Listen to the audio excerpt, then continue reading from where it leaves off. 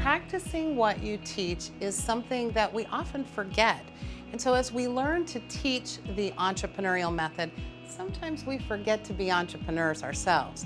It's not exactly easy in a bureaucratic environment, but we ourselves, even at NACCE, learned amazing things working with our community of practice, because one example that I can think of right off the bat is that we usually have a report out. You know, you get a grant and you do a case study or produce a report, and what ends up happening is that you get a lot of good information on the page, but you don't get all the information. And so in this case, we decided to practice what we teach and to co-create our reporting out. And so what we did is instead of having these case studies delivered, we interviewed each individual, kind of like what you're doing right now with me interviewing.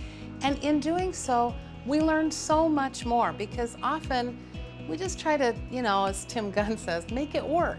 But in this case, we did narratives. And in those narratives, not only did we have epiphanies, but the colleges themselves had epiphanies.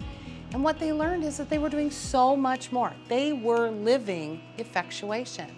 They were practicing the entrepreneurial method, and that's really critical as we move forward as entrepreneurial community colleges. When you get into this co-creation mode, one of the most critical things, and we had to do it ourselves, is you have to step back and not have that causal thinking of, if, then. And that really comes from not doing what we always do with reporting and asking very tight questions.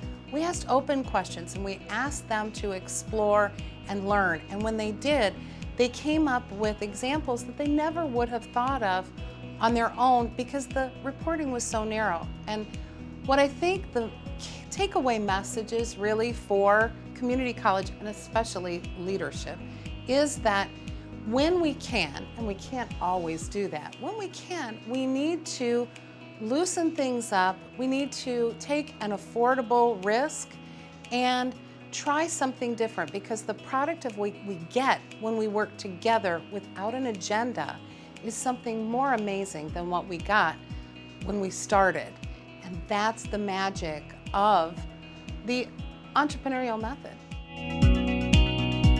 My advice for colleges is to ask yourself continuously, are you practicing what you teach? And to be honest, there's no silver bullet, there's no magic potion, and effectuation won't solve all the problems that we have in higher education or in economic development.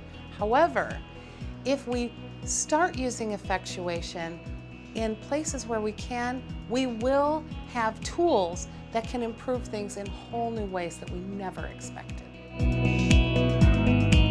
I can tell you myself that the work we did in effectuation this year has helped me not only in my classrooms to teach effectuation in more ways than just in entrepreneurship, but it's also helped me as a project manager to stop being so rigid around what we think is going to happen. Yes, when we do grants, when we make those applications, when we put together a project, we often have an end goal in mind, but too often we have this sort of linear process of A plus B is going to equal C. And what I'm learning, and what I have learned from these amazing grantees, was that A plus B doesn't always equal C. Sometimes it can equal prosperity and success that you never expected.